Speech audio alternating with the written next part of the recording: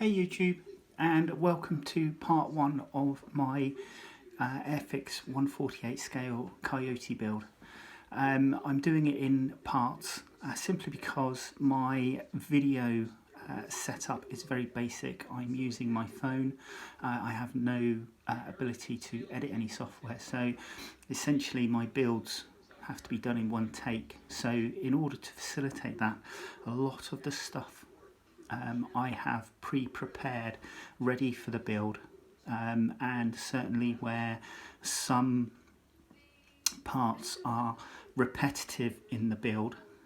For example, there's 3 sets of axles in this particular build. I've built 2 of them and I'll build 1 so that you can see how it goes together. All the wheels themselves I've already pre-built. They're essentially just hubs and tyres, so they just slot in, and there is a locating lug inside the tyre so the rim itself locates squarely. So other than that, I'll get on with the build. I use a EMA plastic weld liquid glue, which I just use capillary action on parts. Now the first part of the build, as per the instructions, is, as I said, the axles and suspension, and it's very basic in how it goes together. So essentially you build up the transmission blocks first. Now with some of these parts you do need to be careful. I broke one of the Wishbones sanding it in order to remove some sprue that was still on it. But having said that, I was able to glue it in position without too many issues. So as can be seen, this is the first part of the transmission block. And with this kit it is very simple. All of these parts have lugs and keyholes that they slot into, and because they do that, it's not too difficult. So you can literally put the piece on and then add the glue. Just to make sure that's seated properly. That's better. And the second one. So these, as I say, there are 3 of these that are made. I've already done 2, and you'll see them a bit later on in this first part of the build. Removing them from the sprues, they were actually quite robust and there weren't too many issues taking them off. But with the Wishbones that I'll be installing in a mow, you'll see that they're actually very delicate, and it didn't help. There had actually been a slight moulding mishap, so the front of the Wishbone, which has a round circle for a pin to go through, was not correctly moulded, and that is the main, or was the main cause for my breaking of it whilst I was filing it down. Oops.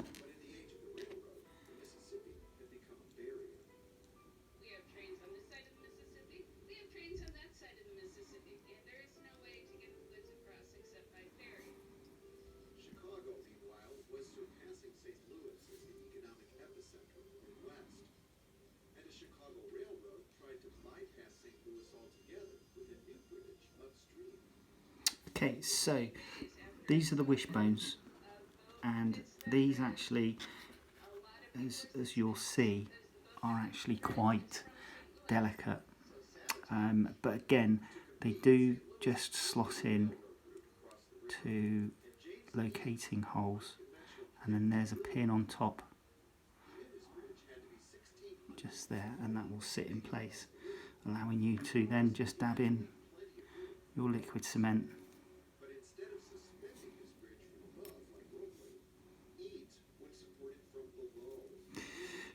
Now the instructions do call out a lot of painting, detail painting as you build.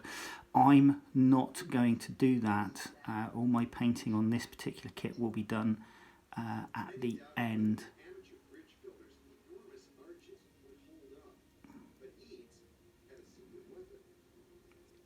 The reason for that is that the detail painting isn't actually going to be obscured too much. What I won't do though is I'm not going to put the wheels on, which will then allow me to get in and paint the axles and suspension arms underneath.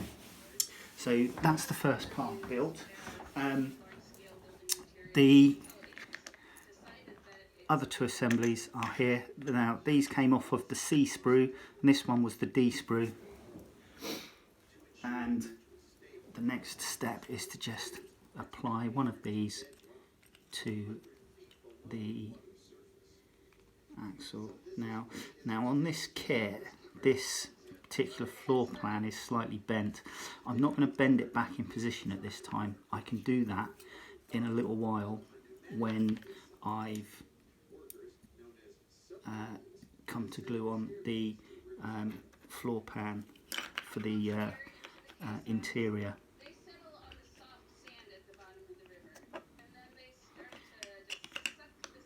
So, plastic weld is very good. It works similar lines to the liquid poly cement that a lot of modelers use, in that it forms a welded join onto the plastic.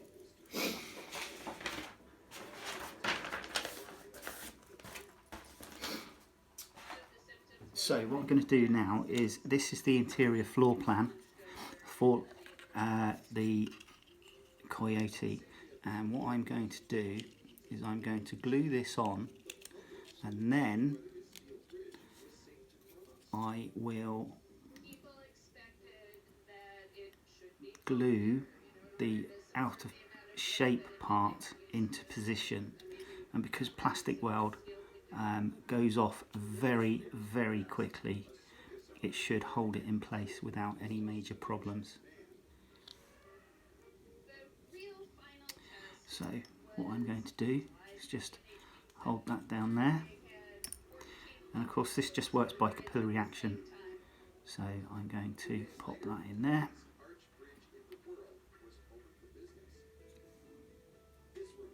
And there, and then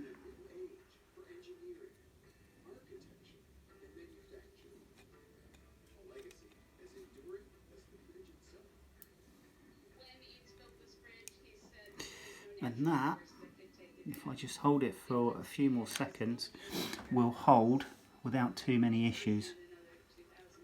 So I haven't needed to heat it up or anything like that. So the plastic weld is very good in that respect. So that's the bottom of the floor plan underneath. Now the Jackal's are what they call an MRAP vehicle, or rather the Coyote, which the Jackal is its predecessor.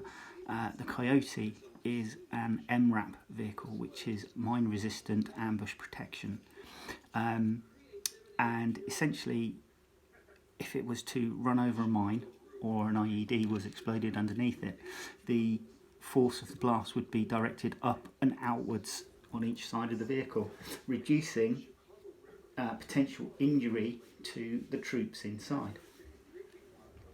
Now these MRAP vehicles aren't actually anything new.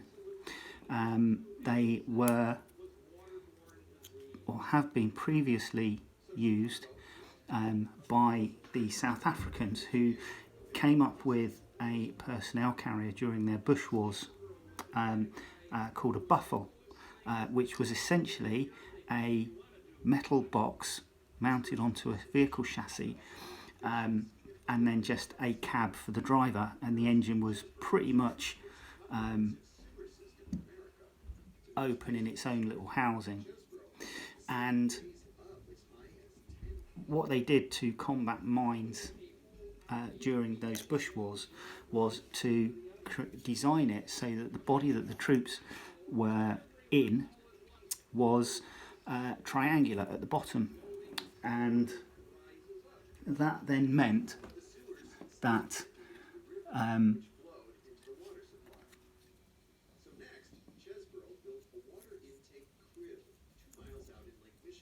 any blast was directed upwards and outwards, protecting the occupants inside.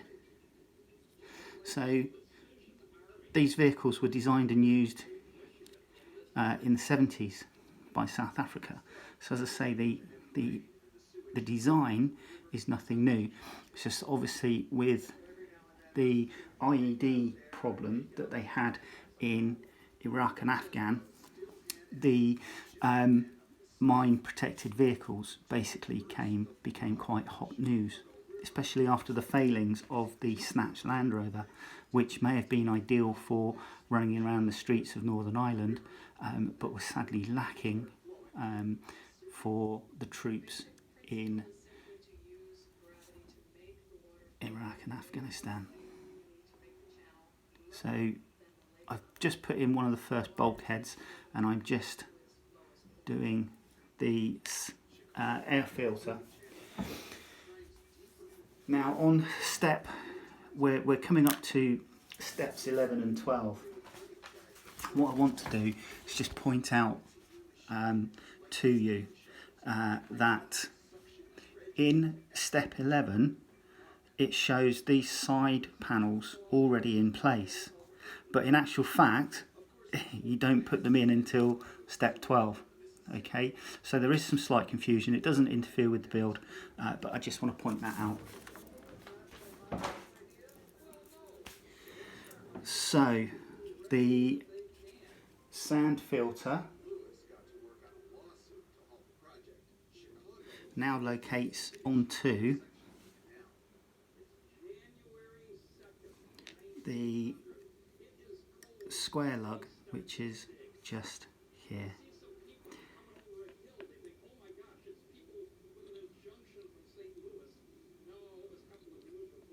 Like that. Okay, and the next part is the bulkhead with the Pioneer tools on, which sits in and aligns at the bottom just there.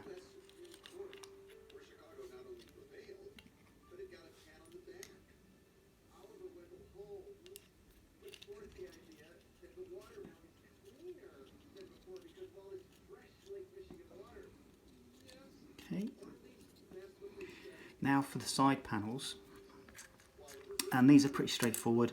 You can only get them on in one way.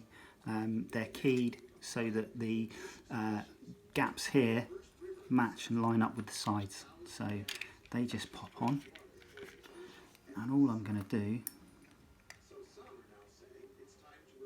is just run some of this along the side.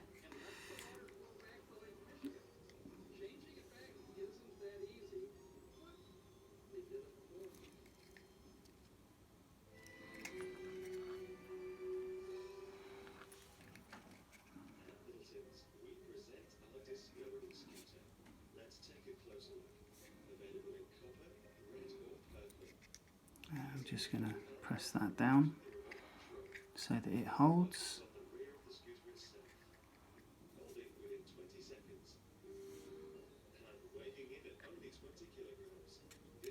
And that's one side. And the second side.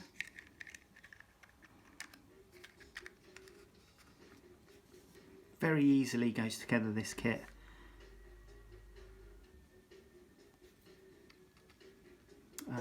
As a child growing up in the 70s and 80s,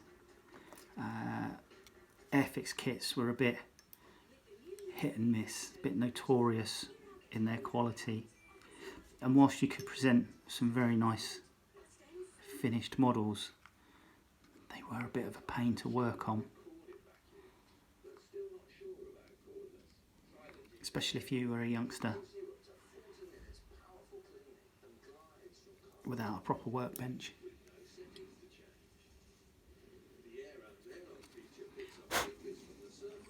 Okay, so body so far. The next step is to just pop in some ammunition storage.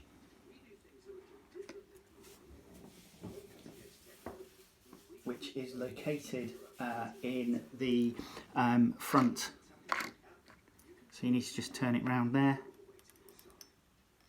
And ammo boxes, make sure you locate those correctly on the keyed set there. The reason being is that once you've glued this in, you'll put another piece over the top which will go down each side of that, which is this piece here. Now that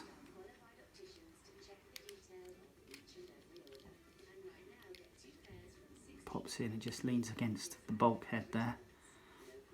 So just pop that.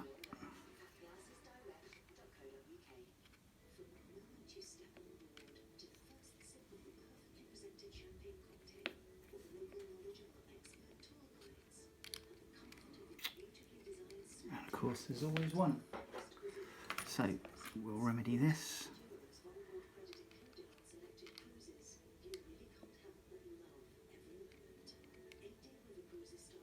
That's better. Now.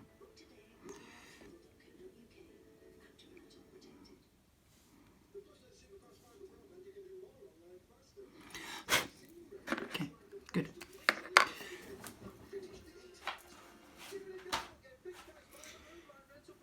So flipping over the instruction sheet, we're now back on this side, and this goes into the driver's well, or the passenger well.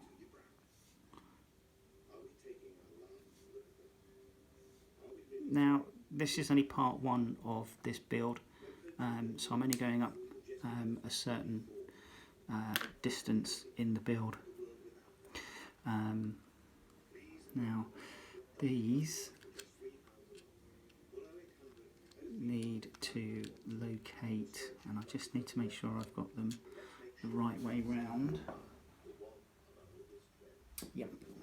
So be aware that these are parts 2 and 3, which need to, or they're 3, 2 and 3C, and there is a slight overhang on one side, so you need to make sure you get them positioned correctly and in the right sequence. So on this side it is 3C.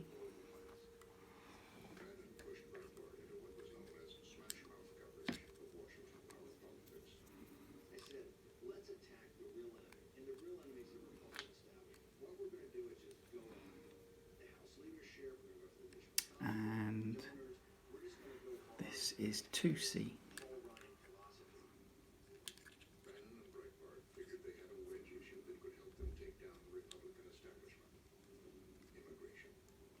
Once they're in place, the main seats go on top of those.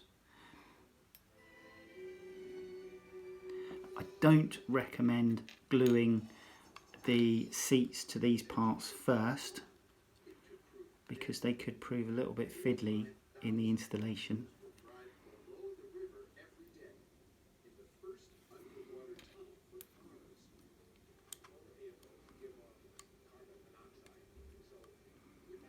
Okay, so that's pretty much all I'm going to be doing for the front of the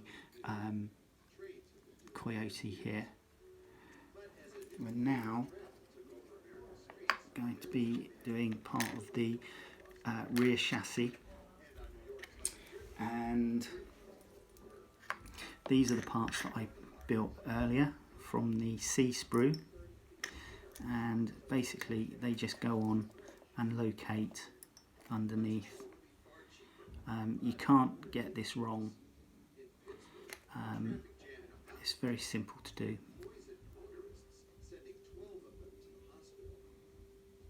Okay, and then the next one.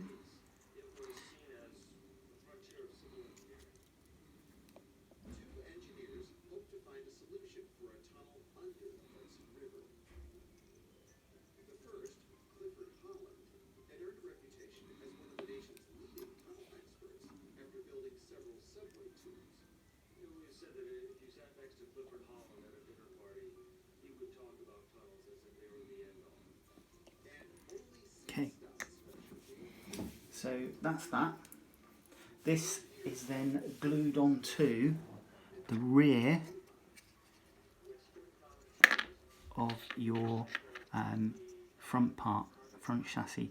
Now, on the model kit, you can see that it's forked here, and that's because there's a location lug just on the inside. So you just slot it in, make sure it's lined up,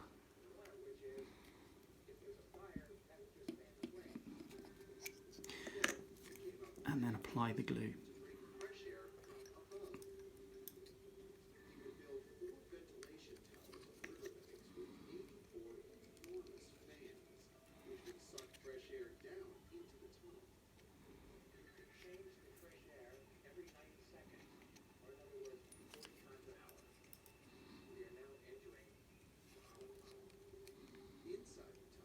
Okay. So the next part is the floor plan for the rear of the Coyote.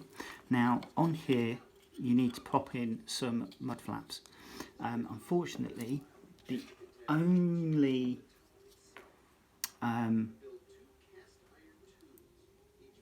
guide you've got to getting these at the right angle is that it is angled on the lug. So these are going to be a little bit fiddly, and all being well,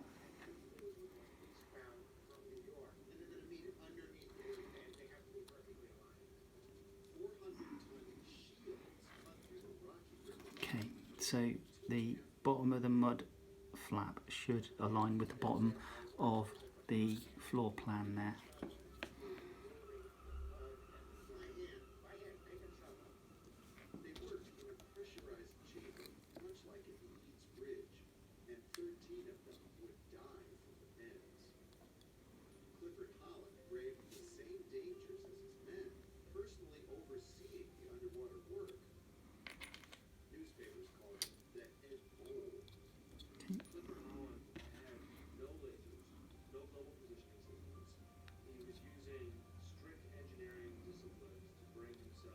That's better. Okay, so once that's done, that is then glued onto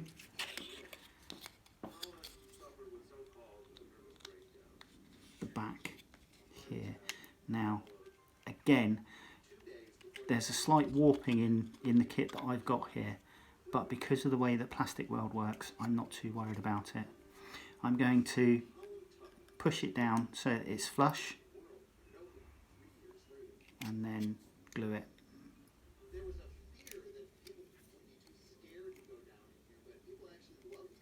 So that's now flattened out that bottom chassis so that it's straight.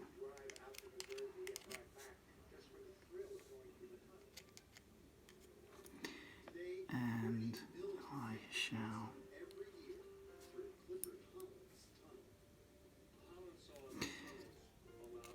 and there you go. So as a high mobility carrier, it's actually a very good piece of kit. The troops liked it. It was a operational purchase that had to be basically to come in order to replace the Snatch Land Rover, which, as I said, was way too inadequate for the role that it was being asked to perform. So the Coyote is basically the resupply version of the Jackal, and it will and can accompany the Jackal on operations, carrying extra kit and ammunition for operations. Now, obviously this is reminiscent of the long-range desert group from North Africa in World War II, where SAS, or what became the SAS eventually, used the I think it was 30 kilowatt trucks and the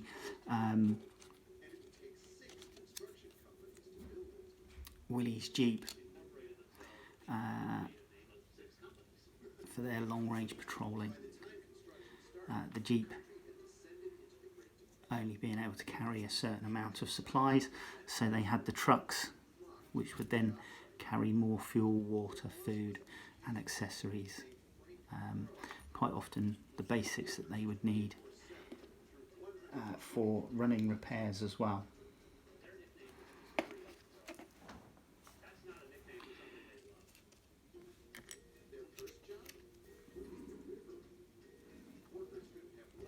So the rear panel for this just goes on, and again this is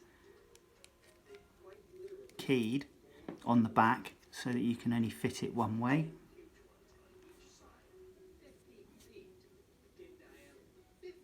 And again there's a slight warp into this, so I will literally hold it down whilst the glue goes off.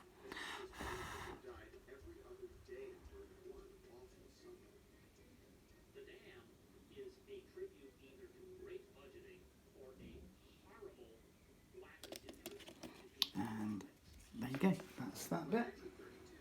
And then you have two bin fronts that need to go on just there.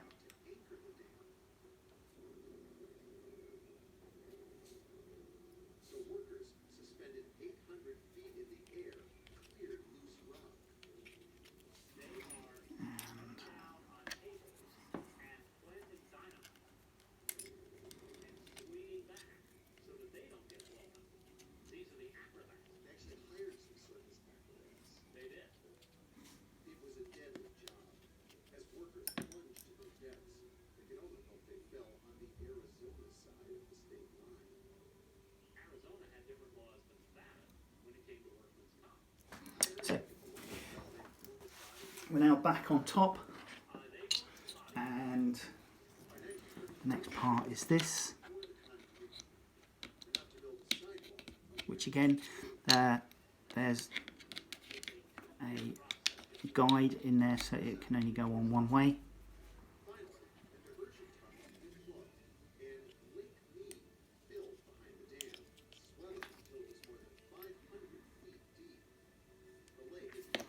And then a further bulkhead,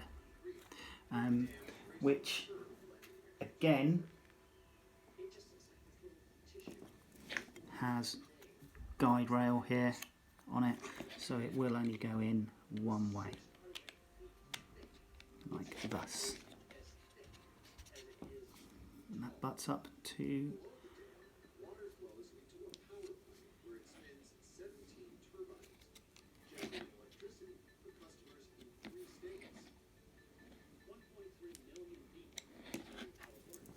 So the next part is the seats for the rear crew, and again there are guide rails which go in first for the seats.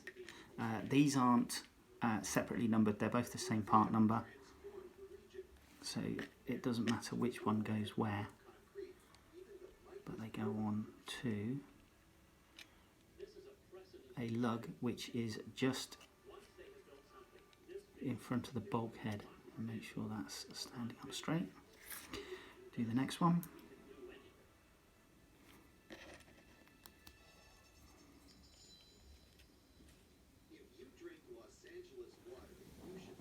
I've just realised I left the TV on, so I'm hoping it's not too annoying. So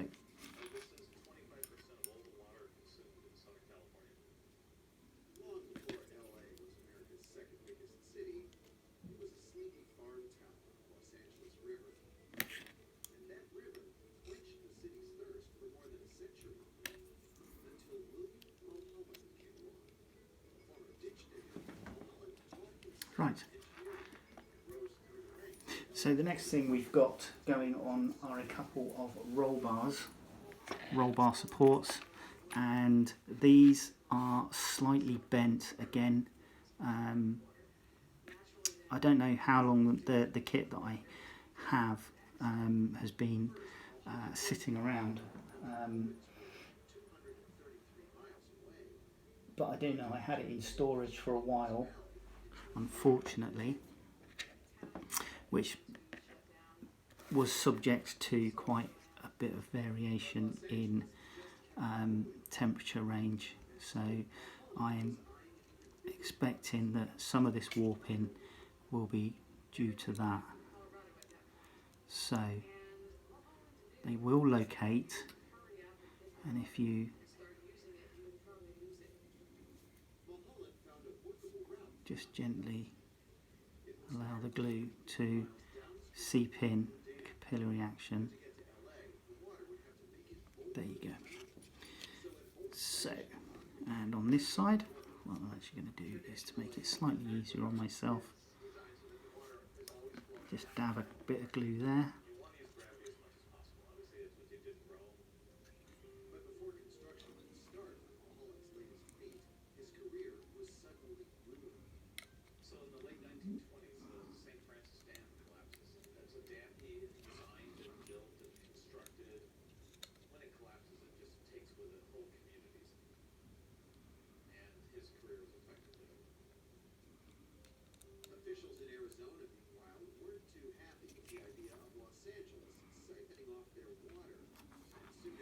And that is in place.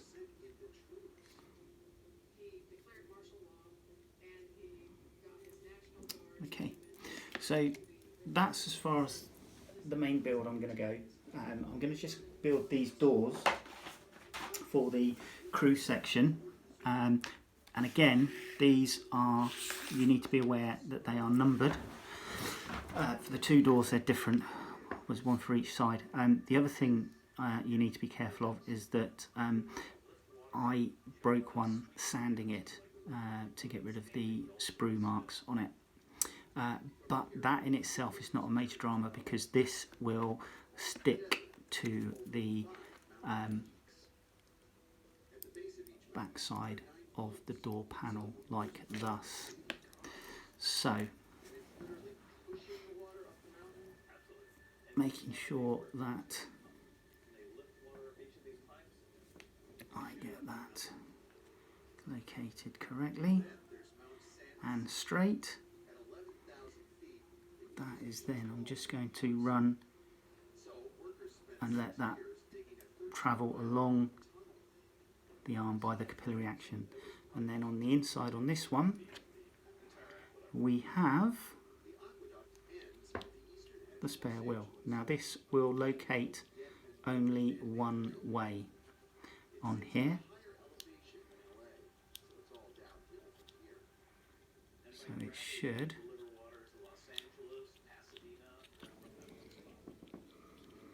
click in like that.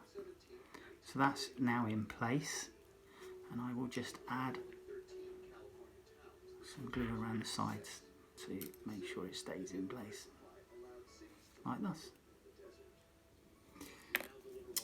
Now for the other side, which appears to have ammunition for the 50 cal. So again, the door will only go one way, and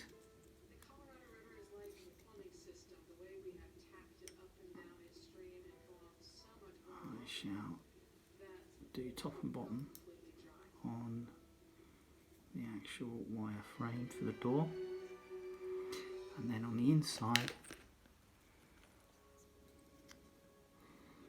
this goes on, and again it's marked so that you can only put it on one way. Okay.